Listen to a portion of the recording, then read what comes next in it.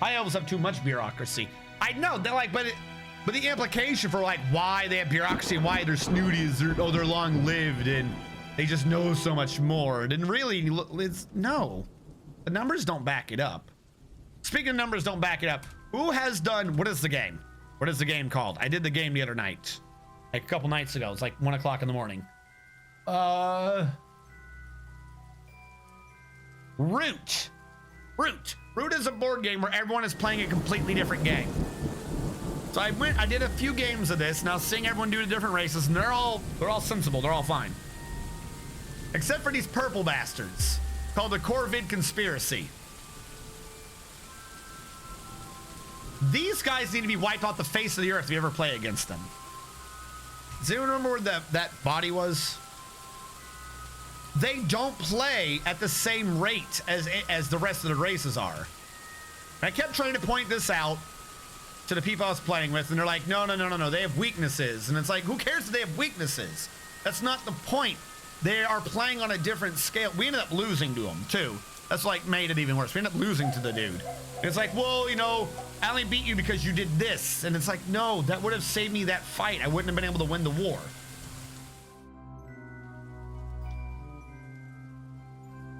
Home friends, high elves got eradicated because of the players. This is a big danger. They warned the elves. And the elves were like, if that was true, then we know because we're elves and we're better than you. The players didn't want to play the bureaucracy game.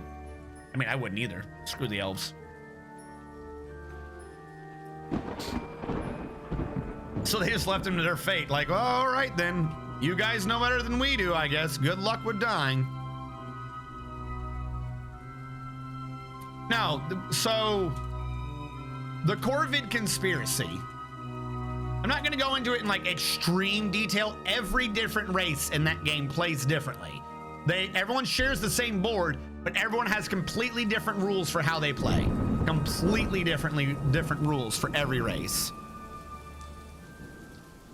The cats, they're like the military. They're the military industrial complex. They bring in lumber mills and they cut down the forest and they make recruiters and they get guys for free. And they have building that can't, like, they have territory that you can't build buildings in. Things go from there. It's the cats. The cats' big strength, or one of their big strengths, is they have a hospital. At any battle, I can get rid of one of my cards and say, those guys, they didn't die. They show up in the hospital back in my capital. So it's kind of a pain because they just get to keep their cats. But the most you can do on average in a fight is 3 damage. So my card is worth 3 guys and they come back in 1 hex and one very particular one. So I have to spread with a forward line from that hex. The Corvid Conspiracy shows 1 card at the beginning of their turn and they put 4 dudes on the map in different areas, like to spread evenly across the map. If they ever have 2 dudes in one area, then one of the dudes goes back to his supply and he puts a trap there.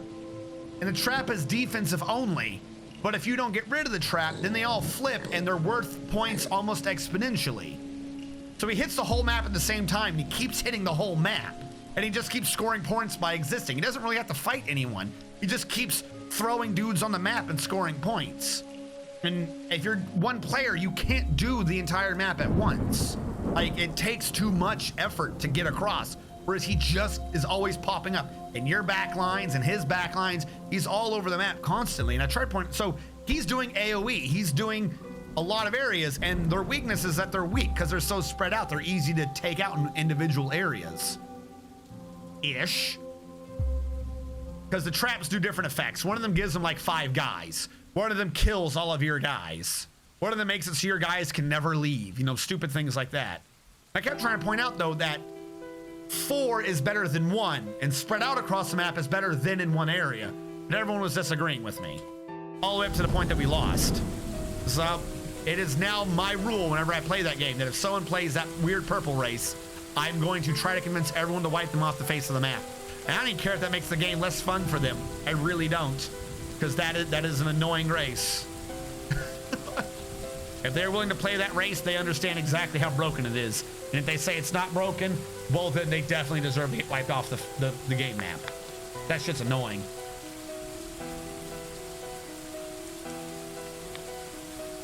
Good luck with your cutscene cluster. Hey, Coca-Cola. That they hate elves. I had a group of players that after one particular session, it became their unofficial rule that they hated elves. So I had a variation of the high elves drawn from, I was inspired by, I think it was Boat Murdered, and I had a group of elves that were above the high elves. Mechanically, they were no different than high elves. However, they were called the arrogant ones, and the elven civilization kind of played like the Red Wizards of Thay. The more of an intelligent race you were, Gopher is now insane, the more of an intelligent race you were, the better, or race/class you were, the better you're standing in society. So a wizard would be treated better than a sorcerer, but a sorcerer is still treated better than, say, a fighter, because at least you have some magic. And elves, being preternaturally more gifted, or not more gifted, but preternaturally gifted in magic and using the high elf stat block and intelligence, they treat everyone else as lessers. Ergo, you don't have rights because you are not a race. The elves are a race. Elves that aren't the right class, they're degenerates, but they're still at least the proper race. So they were the arrogant ones. And my players end up in one session. One of the players is a rogue, and his character's goal is to end up with like his own thieves guild. That's it. Just a very, very minor wish in life. You know, I want my own thieves guild. I want to be the man in charge. I want to become Dawn. While they're heading out there, he bumps into a very minor thieves guild. He bumps in like the small-time thieves guild, and he realizes that he actually is only lower than the Dawn of the area's level by like 2. So he sits there and he asks the rest of the players, and he does a subplot where he goes and takes out the Dawn. He does bluffs, he does sleight of hands, he does all this good jazz, and he sets himself up as the head of the thieves guild. He completed his character's goal. How, you know, whether or not you want to rate it as a hard to achieve goal or not, he completed his character's goal when they were only like level 12. Like, it wasn't a metropolis, but that's what he wanted to do, and he said he was happy with it. And he was genuinely going to retire right then. He was like, well, my guy's done. He's probably going to retire. But the other characters, the other players and their characters are like, you know, we're going to be bringing you with us to get this one item, so on and so forth. And he was like, you know what? You're right. I should do one last hurrah with everyone. You know, a celebration, if you will. I've taken out all the major conflict back in my town, so I think I can afford to leave it for a few weeks without losing too much power. Everyone will still be scared in that time, and there won't be any plays on any grabs on my position. So he leaves with the group, and at some point in the adventure, not 2 days out from that city, they bump into like a cave to the Underdark, and around the area they bump into a scouting party of arrogant ones. And the arrogant ones have with them, they've taken prisoner, they took someone prisoner. They took 2 people, one person from 2 different races prisoner, and this agitated the players. They bumped into him beforehand, but they were like, no, definitely not. So they go to fight the arrogant ones. I think part of it was that they were trying to sneak into an arrogant one city, or arrogant conclave. So these guys being scouts, if they let them go, then they were going to report that they were in the areas. I think that was what it was. They're like, we can't let you take these people, and we also can't let you tell anyone that we're here, so we're gonna fight you. So they fight them. It's kind of not like it's completely in the player's favor, don't get me wrong, but the elves get a few shots in. They have practically no fighters. That is their downfall. I think they had essentially like 2 wizards and a ranger or something like that. So the whole purpose was they were doing things like mirror image and other stupid bullshit to make it like that's how they were tanking. So they had the 2 wizards practically in melee, and they had the ranger at range. So they end up taking out the 2 wizards, finally getting through mirror image and all the other bullshit. They take out the 2 wizards, and they get like a good shot in on the last elf. Well, the last elf isn't a wizard anyways. So he already knows his standing isn't that high. So he's like, well, I don't have much of a reason to fight you. even if I fought you and took everyone back, I wouldn't get to keep any of the rewards. I'm only a ranger. However, if I report that you guys are coming and we let them know, you know, I could get more of a reward. That was his thinking process. So he's like, screw this, I'm out. I'm gonna bounce from this fight. It'll serve me better to my overlords if I rat you out as opposed to actually try to bring you in. So he goes and he's running away, and the rogue calls out something to him. I forget what it was. So as he's running, he's at like the maximum distance he could basically be. He does one last pot shot arrow, just one, not even a chance at like a 1d8 arrow, he just does it. And I forget if he critted really well or if he got triple nat 20. I don't remember right now. But either way, just straight killed the rogue, just dead in his tracks, just at range. Just one last thing, fucking drops him dead. The look on everyone's face, because the rogue was only there for one last hurrah. He was like, I'm retiring tomorrow and I'm gonna live a happy life. He was supposed to be a recurring NPC from then on out, like a member of the underworld that they could work with whenever they come back from the adventures and like sell off items and shit. And he just kills him. And the dude had to write up a new character. The look in his face when he realized he was dead, and the look in the players' faces when they realized not only, oh, he lost the character, but oh, that character wouldn't have been here except for like we kind of asked him to do it. And then also, oh, now we've just lost our NPC, our contact in that city. Like everything the players had set up via that guy, where everything was going golden, was just dropped by one dice roll by the arrogant ones. So then after that, all the players, didn't even matter if they were humble bumpkin wood elves. After that, all the players like, oh, what are you, an elf? Kill him. What? Aren't you like awful good? Yeah, I was. Now chaotic neutral. I didn't know there were elves near this town. Like that's basically the way it went, was like, we cannot afford the elves to live. From there on out, they just hated elves. Just any and all elves, just they had to die. It's kind of funny.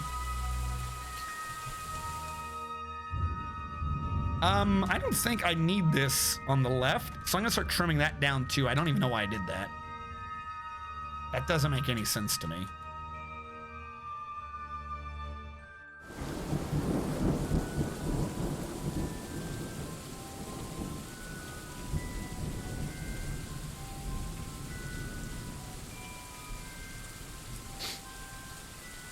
Reminds me of buddy's very first D&D session. His first combat roll against him was a near max damage crit that killed him.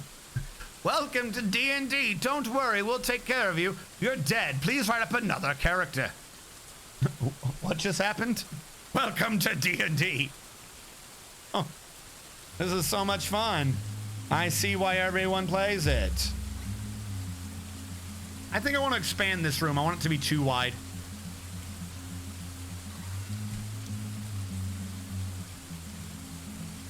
We're going to expand that room, and we are going to smooth so I can carve fortifications into the inner area. Well, this whole thing should just be smooth, including the floor, so we'll just do that. But not necessarily the inner area.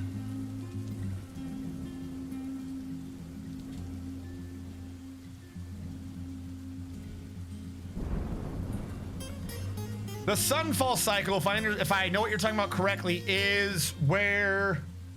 I'm forgetting his name right now. Big man, red beard.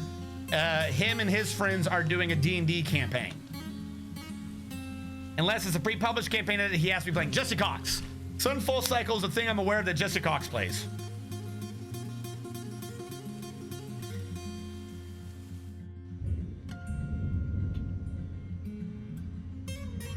Now, here's the thing. Is that like a pre-published campaign that they happen to be playing? Or is that just what they're doing?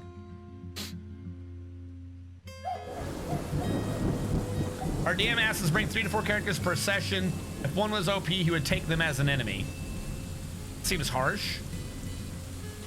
Like, I've seen it pop up. I've clicked some of the videos, but the problem is I haven't watched it from the beginning. So it's like one of those things where you're watching people like, okay, I go and talk to this guy, and they know what they're talking about. You're like, who? What? So, like, I've watched a few of them, but I haven't, like, watched them.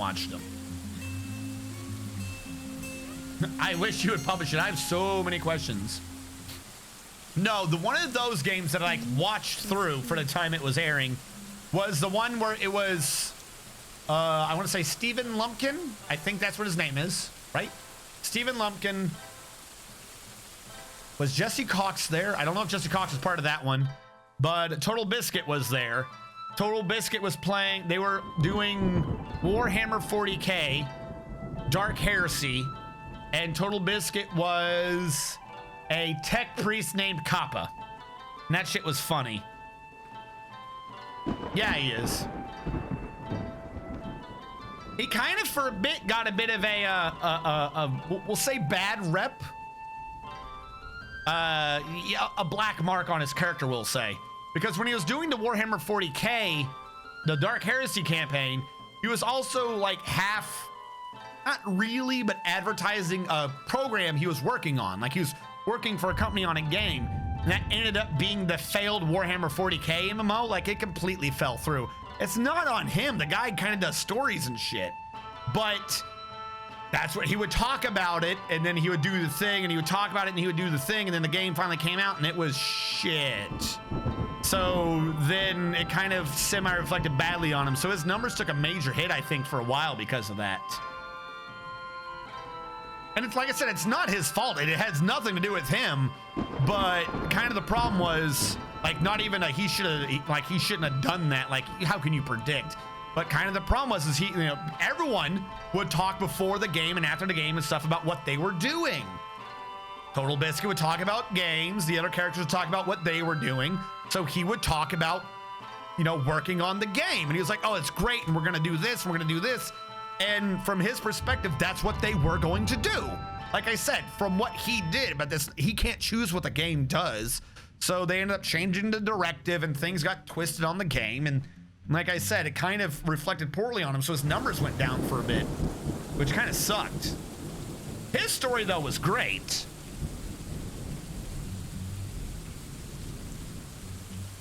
It's kind of like one of those things, though, where like not to mix business and pleasure.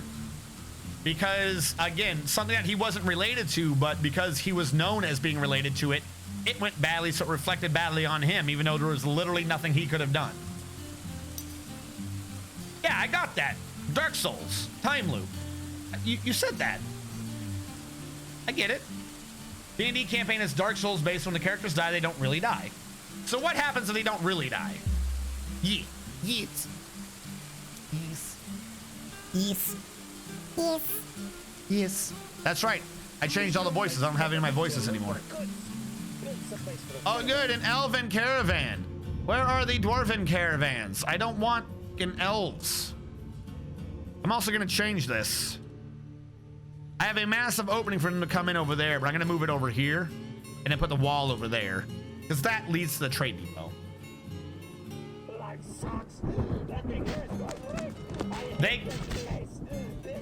Now Insane Gifter's throwing a tantrum. Huzzah.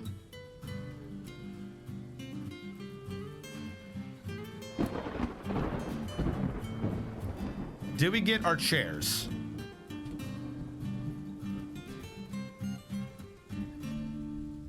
They go to the moon and then they can come back to the latest brazier they activated.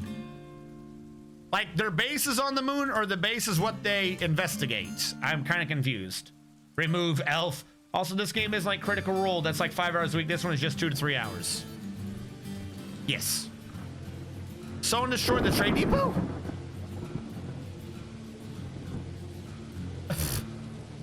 Fine.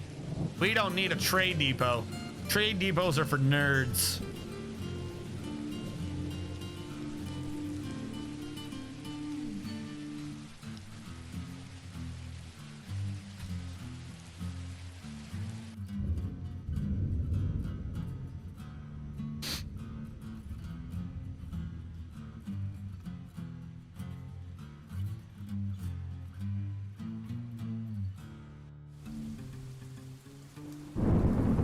Well, they're starving and dying because, well, they're starving and dying. That's just how this works. All my animals outside died.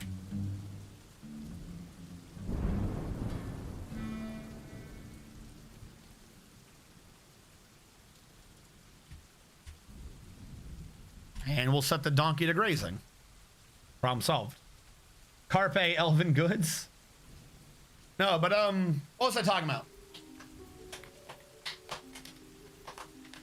Okay, so the moon thing that you're talking about, and then they can come back to the latest brazier they activated is, ow! I punched the mic. I'm just gonna be crippled today. Do they live on the moon and invade Earth, or do they live on Earth and invade the moon?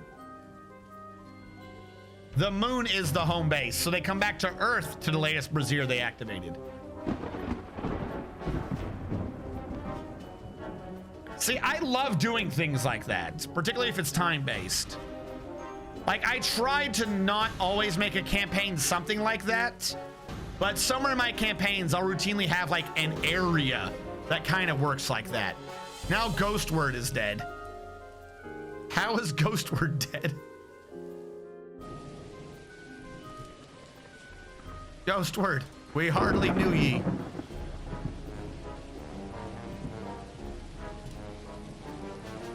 I'm trying to think how one would do that. In order to do that, you effectively have to do it, Majora's Mask style. You have to sit there and plan out what the NPCs are doing every day for the presumed cycle. 1 week, 1 month, what have you. And then edit it based on what the players do to change it. Moon is like a home base, and the time loop is just in one city, the city of Ire. Yeah, the whole city is like a mega dungeon. Yeah. I know exactly what you're talking about. Probably, don't get me wrong, nowhere near as large as what he is doing, from what I gather. That's like the story of when I had the 5 timelines going on. I just didn't loop it. Of course, that was like one very, very, very small town. But it worked so perfectly.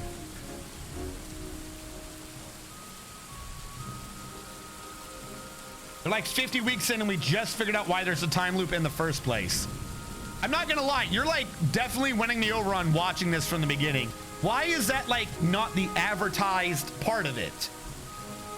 Like I said, I watched a bit of it, but I don't even think I ever got that that was what was going on.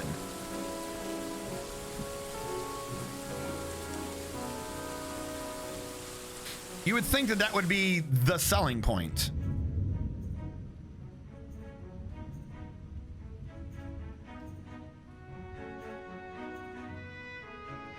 So I'm gonna build a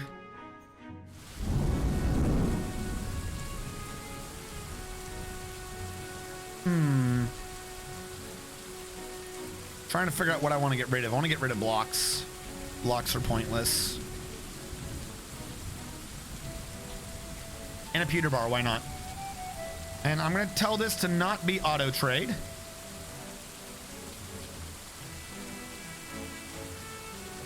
So we don't trade anything wooden to the damned elves. And we'll have to try to trade for something just so I can start getting this shit going. Drinks are low. Why are drinks low? Because the still's been broken. Damn it. Stop doing that. Jackasses. I'm gonna build you out of a 10 bar. Yeah, no, I never got the vibe that there was temporal mechanics going on in that game. Or in that.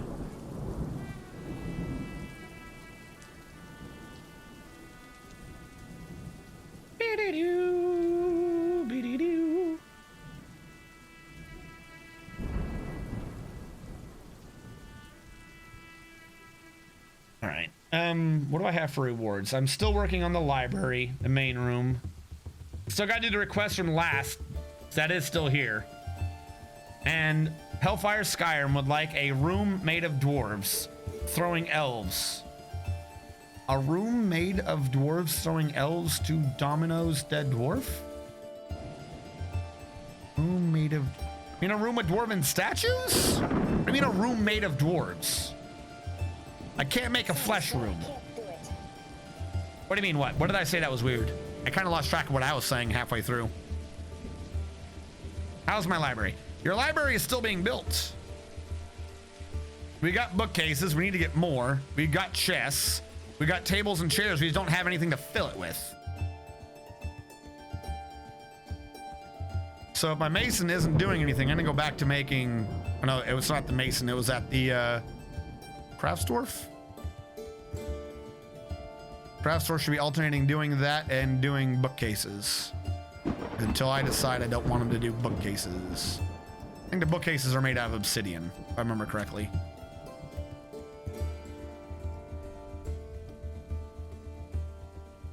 Yeah.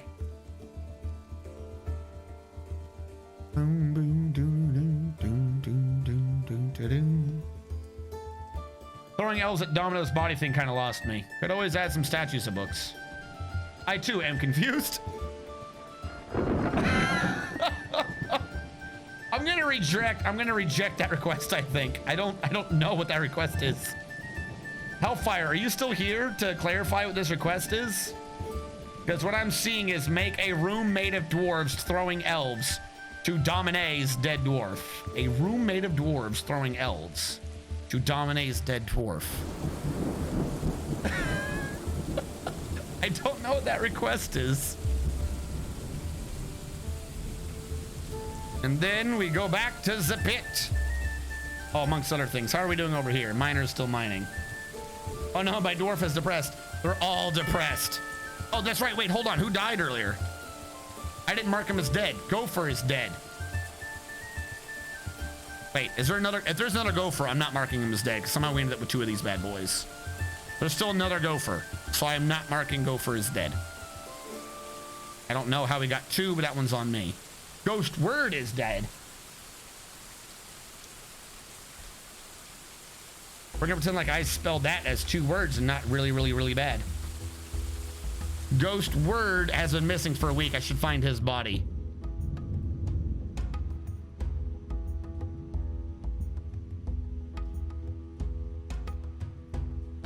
Corpses. 38 out of 40 is not a good number. All right, ghost word and gopher both have corpses just sitting there. Ghost words, they both fell in the water. How are you down here? How? I don't understand how they're falling in that far. They just somehow end up over there.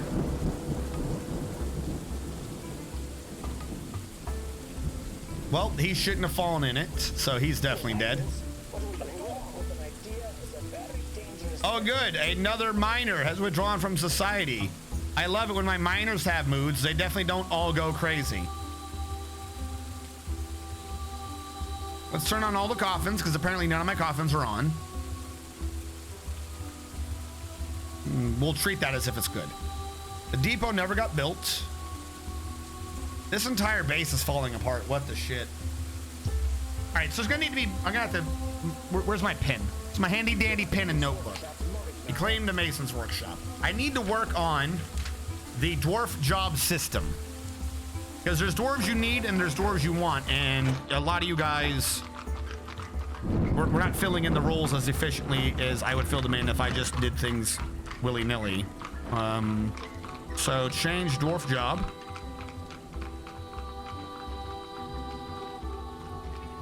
To dwarf noble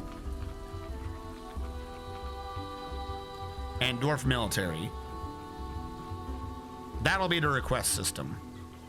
Then I'll go back to my old way of assigning jobs.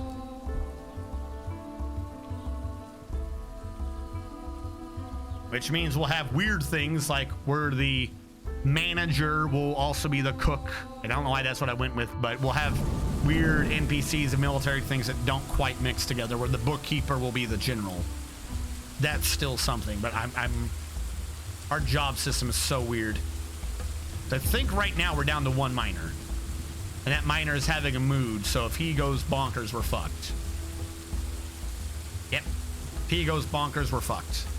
He's the only miner we have, and he's having a mood. Did he claim anything? He claimed a Mason's. And he's not there, so that's good. It means he's doing something. wherever he is. The world may never know, but he's doing something. Clothier shop is back up. I'm gonna say cloth, dress, robe, cloak, trousers, cap, glove, sock, shoe. Let's go back to having clothing again. The still was suspended because I don't know why. Item blocking site. He began his construction, so he's not crazy, so that's good. Item blocking site because of a forbidden log. Build workshop still.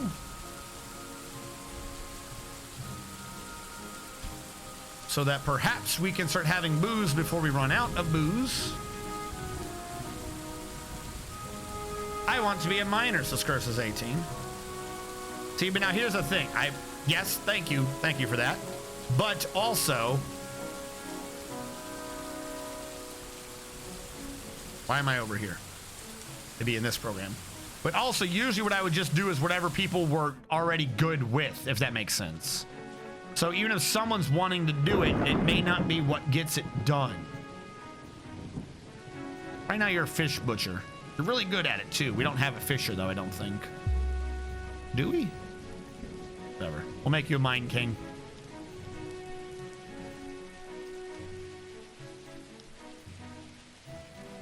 Petrolski's just absolutely loving life. See, some people love what's going on. Some people hate their lives. I'm guessing we have a classified going on. I'm just checking your name anyways, even if it says you're live, just because perhaps someone died and I didn't notice yet, because we've had that happen a few times with this system. An artifact has been completed. Well, he made that fast. NPC Mine King has created an obsidian grate. This is Trampled Relics, an obsidian grate. Weighs 26 pounds and is worth an unknown amount of dwarf bucks. Because we lost our broker and our bookkeeper. Jesus Christ. See, things like that I would have to open up for who wants this position now when it's open. Not because I don't have time. Let's look at the artifact again. Still don't know, do we?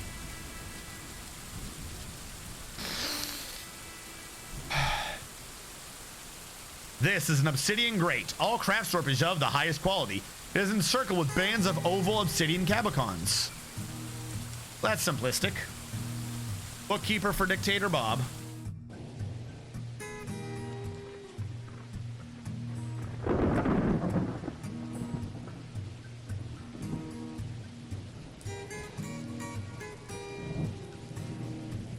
All right, I got you in as the bookkeeper. The required room should update soon, I think. Yep, there you go.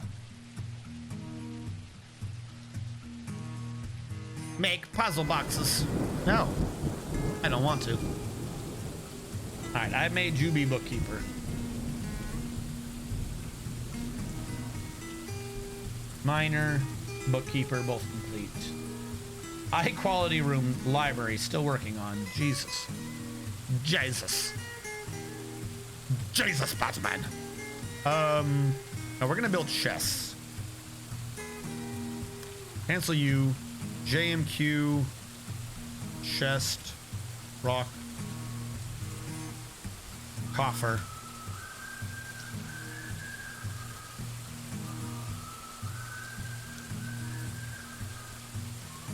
$16, I want to say. We'll do 16 Koboldite coffers. Do we need that many? No. Hey, Alapega, haven't seen you in a while. How are you doing? And I think I got a button for you.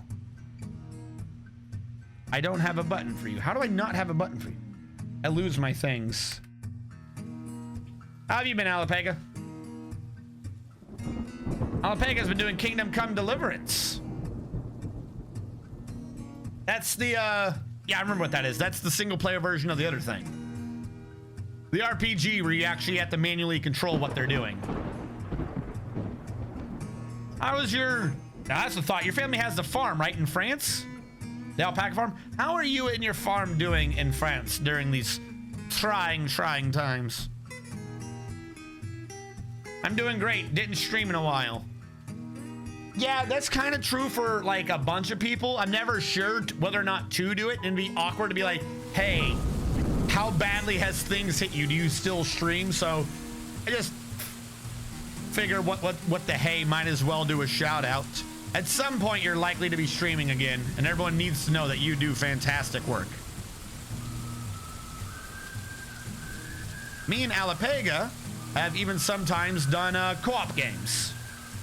Kind of always seems to fall through because I've got confusing schedules at the best of times.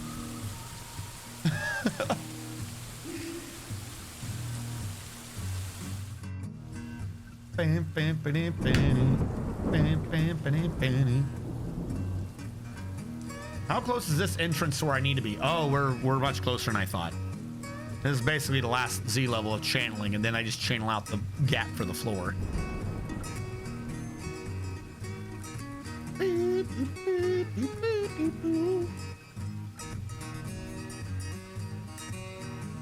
And might as well, while I'm here, remove these.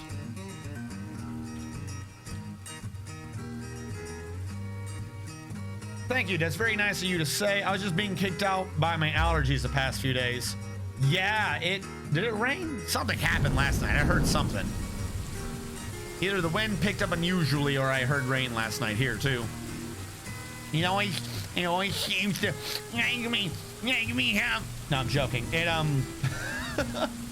It seems to cause me issues occasionally. Also, confinement. I'm just being kicked out by the allergies. Else, the confinement might end soon here. Yeah, everywhere around the world, all the countries are debating whether or not to end the confinement. Free my people. Tell you what, though, end it or not, we're going to have some issues coming up here soon.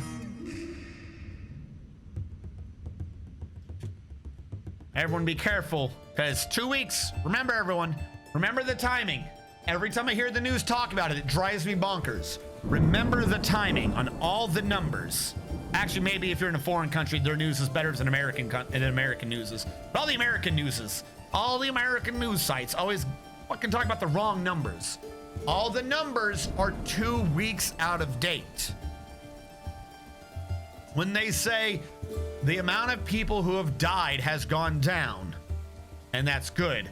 That is 2 weeks after the fact of the amount of people who got sick who are going to die got sick 2 weeks ago. The amount of people who are sick is 1 week out that know they're sick, and then 1 week before that don't know they're sick, but in fact are sick. The reason why I bring up the 2 weeks is because once they reopen the economies, I feel like they're going to say everything's going great. Look at this, and it's going to have been because it's the 2 weeks after the lockdown. That's still part of the lockdown numbers. But once people are in the world, 2 weeks later is when the people who were sick will start hitting the sick numbers and or the dead numbers. It's always 2 weeks. I don't hear hardly anyone talking about the numbers before the numbers, the scale of the numbers. That drives me crazy. The trees, they're very happy. I enjoy being locked in. I don't enjoy having to homeschool my kids. Me too, Chula. My wife is here, so it's a change. Also, we don't have near enough testing. I'm a single dad. Yeah, that is...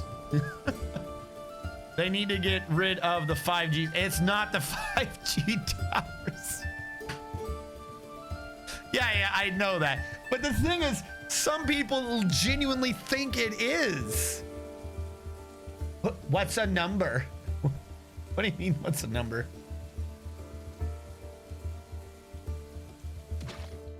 "5G radiated bats." I don't even know why people think that that's what this would be. Let me tell you something. Admittedly, perhaps 5G works differently. But if you are in an area, right? If you are in a thing and there are the beams where it can be making you sick, right? Like, oh, look at this. This is radiating me. It's not going to be something where you don't know. Okay? I have been around massive honking radar dishes with side lobes and back lobes and beams of fucking sick. You know. There's not a weird radiation tower that makes you slowly have lung issues. That's fucking bonkers. It drives me crazy every time you see some of these conspiracy theorists talking about it like that. And it's like, that's not how any of this works. If there was something there that did what you were saying, you would know. You feel it. It is literally an on-off switch of sickness if you were in the radiation.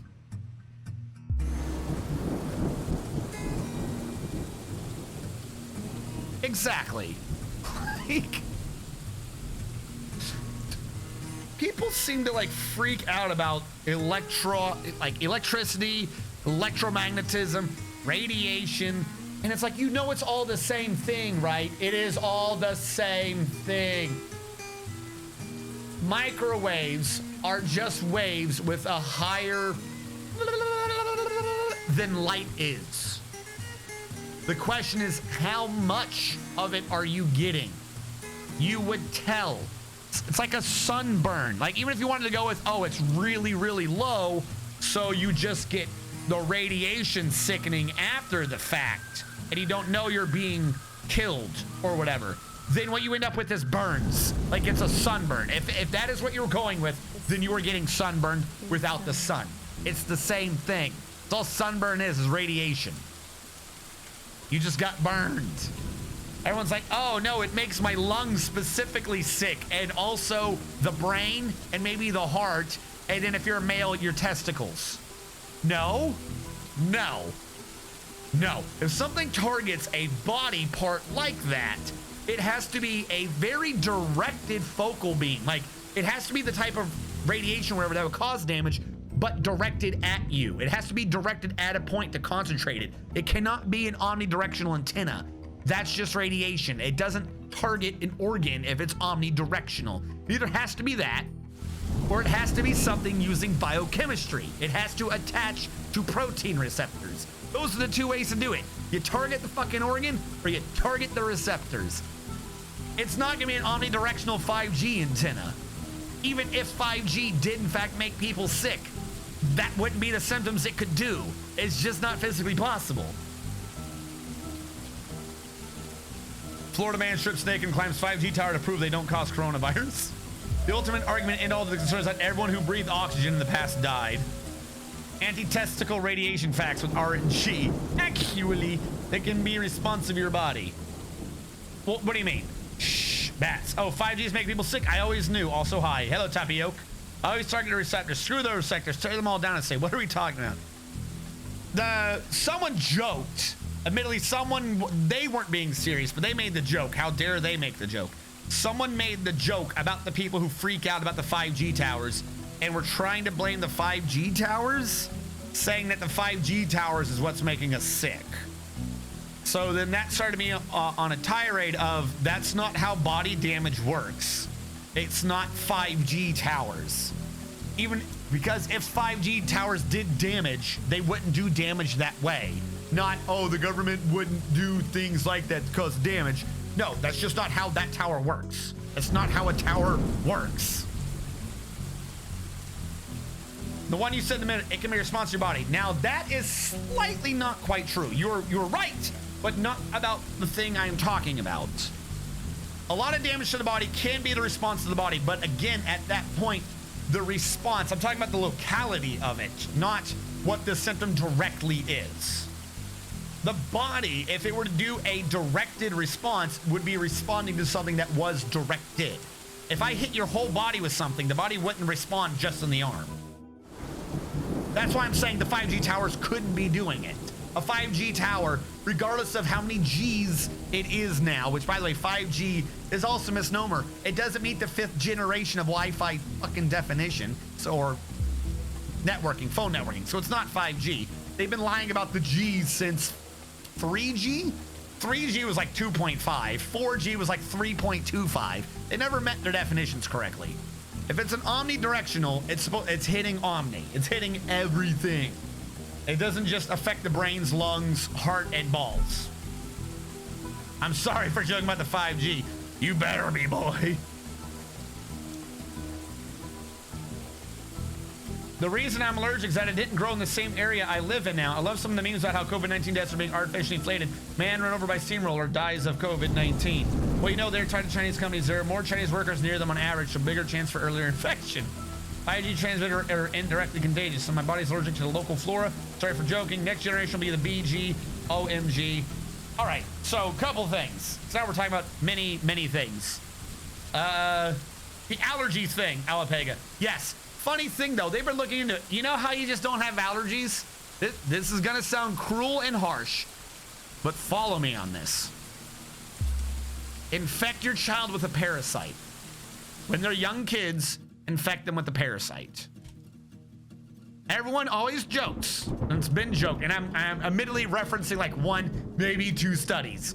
Not as thoroughly peer-reviewed as most anything else. But the body attacks something or overreacts thinking it's an enemy. Why does that part of the body overreact and think it's an enemy? When an immune cell is created, dwarf number 8 belongs to Cheeser Breezer. When an immune cell is created, hold on. 6, 7, 8, Cheeser Breezer got you in. You are right now a stonecrafter. Cheeser Breezer. I'll read your description in a moment. But an immune cell has to pass 2 tests, essentially. Does it respond to an enemy? Does it not respond to the body? That's kind of what it has to work off of. You have different immune cells. It's not one cell fixes all. You have certain cells for viruses. You have certain cells that are better for bacteria, certain cells that are better for parasites, so on and so forth. The problem is if they never have anything to identify as the enemy, then they'll have to at some point identify something as an enemy. Otherwise, why does the cell exist? It's kind of like those dogs that felt really sad or that feel sad during recovery efforts and never find dead bodies. The cells need to respond to something. So it was semi-joked about for a long time of, oh, well, this is just a first world problem. Because after being allergic to food and stuff, if you were to bring food to Africa, like they're not going to be that allergic to it. Their bodies are just going to be happy they have food. Well, it's kind of the opposite. It's true, but for the opposite reason. And countries where they have less hospitals, they tend to have less allergies because they're more prone to have at some point fought off either more infections or more parasites. So the body is more trained for what a parasite actually is. So if your entire life you're completely clean and or have never had a parasite and or a lot of viruses or bacterias, your body is more likely to just treat anything as if it's a problem because at this point it just doesn't know and it's eager to prove it's trying. So yeah, the medical thing that I read did not suggest actually infecting your kid to make sure they don't get allergies. That's not what they recommended at all. That's what I read into it. The medical study article thing was mostly about something that they tested for. It was really a test of numbers. They didn't even directly test kids. That's what I'm saying. That's why you should take this with a grain of salt, because they didn't cause kids to have parasites and test to see if they had allergies later. They just compared the numbers, and they appear to be very inversely proportional to each other, where the more likely the kid was to have had a parasite, or the more parasites happen average in wherever they grew up, inversely proportional was the amount of allergies they were going to have as an adult. That's what the study was.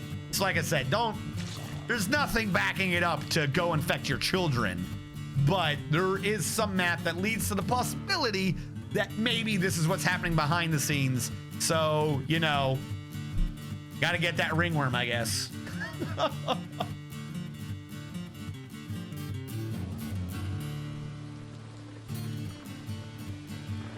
Lucky I haven't died yet somehow. I love this song. Yeah, the histamine is actually released by bored white blood cells responsible for dealing with parasites. Oh shit, there's a biology lecture? Will this be on the test, Professor? Yes. I'd rather them identify my fat cells and kill them. I don't have a kid, but if I did, I'd let them accidentally lick my boots. There are some things dissolved in the fat cells. Maybe better not to destroy them right away. Bad for your liver. I'll pick it. That's how they get stronger than me, apparently. Just swim the Hudson for 5 or 10 minutes. You'll get more parasites than you knew existed. Go infect your children, RNG. Well, as a side kind of joke, because someone had mentioned fat cells, and I'd rather them attack fat cells. not your fat cells, because again, even if that were to happen, one of the two major tests before any of your antibody fat cells are released into your body at large is they have to not react to your body. If the cell reacts to your body, there's another cell though that just kills it. Like literally like, oh, failed the test, we're gonna kill you. Like it's kind of funny how your antibody cells are made.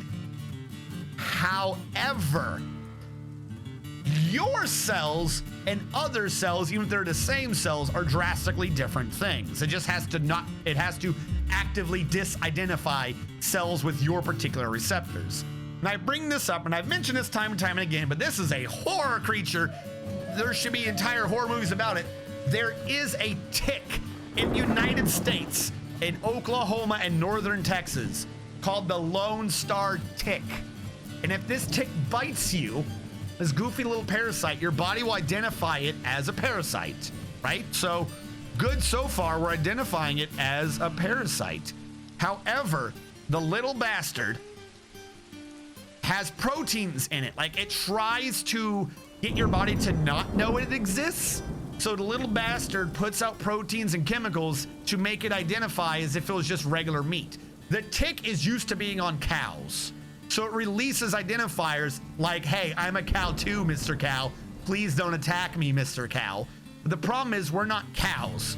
So there's a chance if your body gets real gung-ho about those cow proteins, essentially, that afterwards your body will identify any and all cow proteins, i.e. red meat, and you'll have an allergic reaction to them from there on out because the body thinks, oh, there's a cow protein in me, it must be a tick. So there is a tick that makes it so you can't eat red meat, and that is a nightmare situation for me.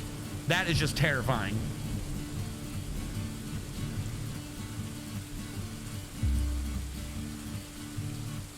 Little bastard. Oh fuck, that was New England without the R. Let me tell you something about the Lone Star tick, all right? It's been a minute since I've been down south, so some words, you know, I don't slip into easily. You know, I'm more along the lines of a northern accent right about now. Let me tell you something about this little bastard, all right? This little bastard, he gets one of his little grubby tentacles in you. I don't even know if they have tentacles, but they got tentacles now. They get one little grubby tentacle in you, they suck on your blood. You can't eat a cow no more. You know what causes this? Armageddon. I don't know. I really couldn't think of anything to say with a southern drawl of, like, what causes this without it somehow sounding very bad. So I backed out of the hole I was digging myself in and went with Armageddon. Why is he eating all those tick burgers? Your body. Yeah, basically. Yeah, that is a nightmare bug. Yep. Look it up. Lone Star tick. Stupid bastard will make you allergic to meat for the rest of your life. Well, I say will. It has a probability of making you allergic to meat for the rest of your life. Because he hides using animal proteins or something that looks like an animal protein, and your body genuinely doesn't know the difference. Right? That's the thing that makes it the worst. Like, oh no. Because you know no one's ever going to believe you. Like, you want to eat some of this steak? Oh, I sure would, Bubba Joe, but I can't eat steak no more. I got a tick that bit me on the rear. Bubba Joe, what are you talking about? Bless his heart.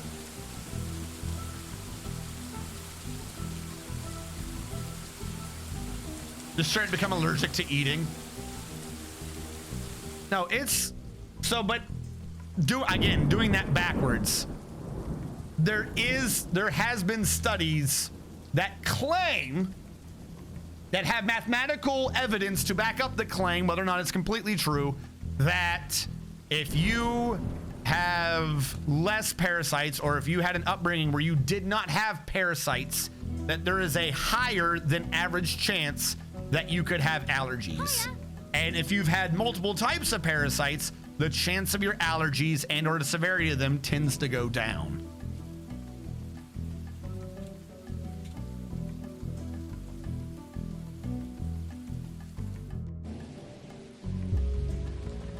The bastard tick is sneaky, though.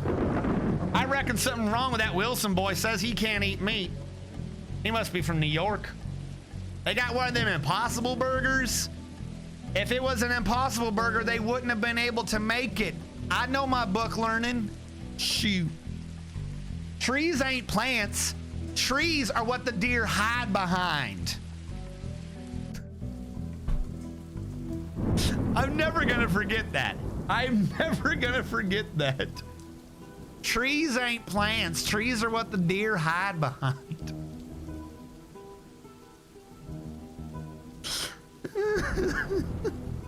For anyone who ever thinks like the military's part of some grand conspiracy and the soldiers are all going to take away your civil liberties, just remember, trees ain't plants. Trees are what the deer hide behind. Oh my God.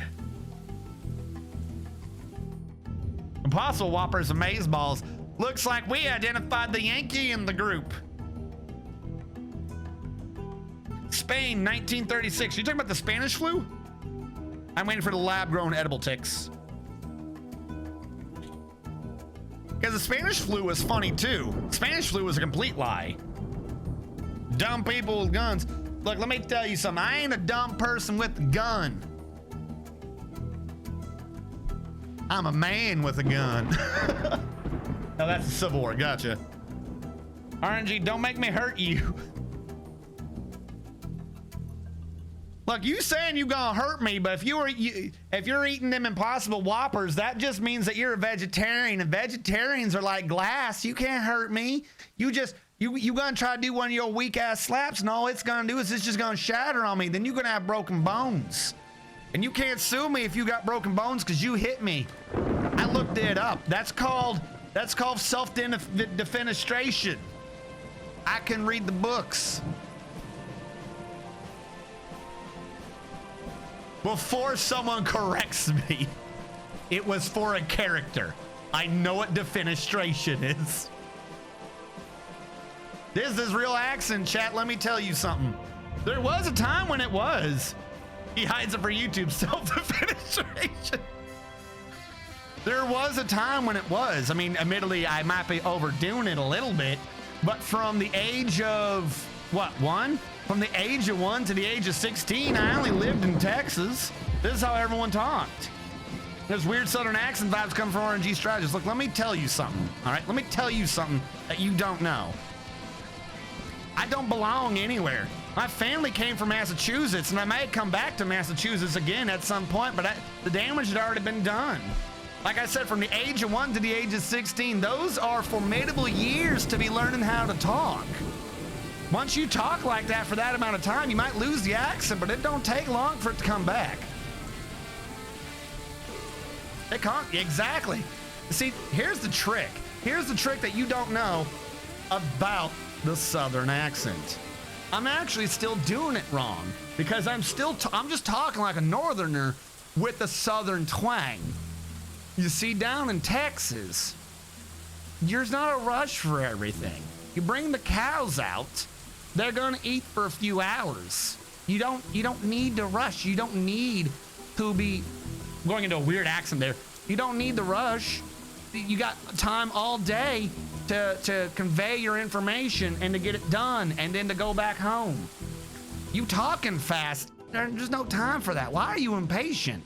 You need to just sit back and let the day happen. Look at the glorious sun. Let's go do something. I don't know why I couldn't think of something Southern right there that we can all go do. There's like 3 things that go into a Southern accent. Drawl, which everyone always like hones in on, isn't the actual full thing for a Southern accent. If I were to talk like that down in Texas, I would still sound wrong. Not just for, admittedly, I'm slightly forcing the accent, so it's a bit much. We'll say there's some words I don't need to be hammering as hard, but I'm still talking too fast.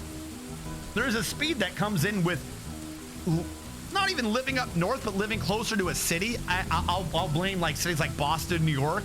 Hell, we'll go with LA, where everything is constantly needing to be going here, going there, going here, going there. There's new thing happening. Let's do this, let's do this, let's do this. And it kind of forces everyone to start talking at a faster and faster pace, which is why it's kind of so funny whenever you see any of the dudes doing the cattle auctions. They're always singing, and it's not just that they're always basically singing and rapping. And it's not just that they're doing that because it's more entertaining. is they kind of need to have a beat to be talking that fast. I got a 1, I got a 2, I got 3, I got 4, and a 3, and a 3, and a 4, and a 4. Like they're doing it in beats because that's how they're talking fast. Is they go do do do do do do do do do do do do. Like they're only doing a pattern over and over again to be able to talk that fast with the drawl. Under normal conditions, you don't talk that fast. Life in a rural area is slower, so you have no reason to be talking that fast.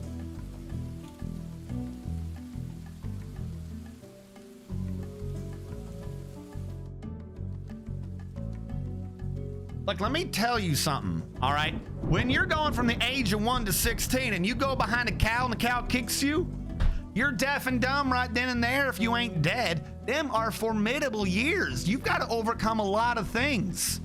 1 to 16, if you're in a city, they might be formative, but when you're on a ranch, you're formidable.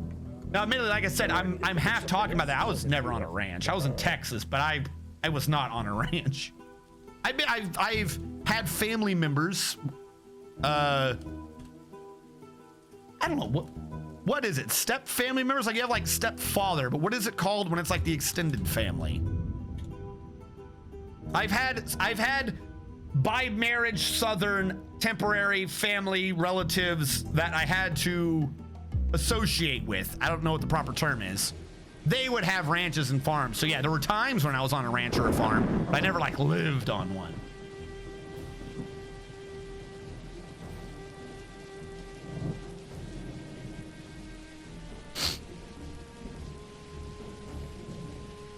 This is hurting my head, chat. I married a southwestern France girl myself, can't complain. I still think she talks funny. Aquitanian, huh? So that's infinite fur for me. Nope, the Chula. I'm more inlands. Now hold on, my partner. Sit back and let the cows go on graze. Now get. My mother language is related to Ulster. I have a southern accent that isn't slowed, normal for where I grew up, and northerners constantly accuse me of not being southern. Exactly my point. Like there's this weird thing. A lot of people tend to like overlook it, but you have to hit the cadence of the region too. You can't just talk using words that sounds like what people from that region would talk like. If you don't have the right cadence for the conversation, it sounds wrong still to people who talk like that.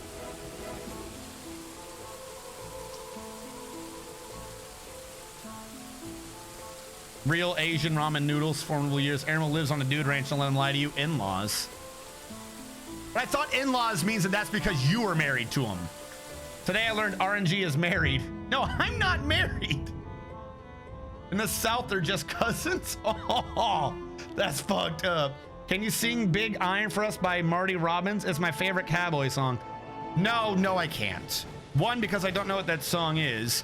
And two, as we've proven time and time again on this channel, I can't sing. And with the grand revelation that I can't sing, for those of you who are watching this after the fact on YouTube, you'll have to wait to the next video. We'll catch you guys next time.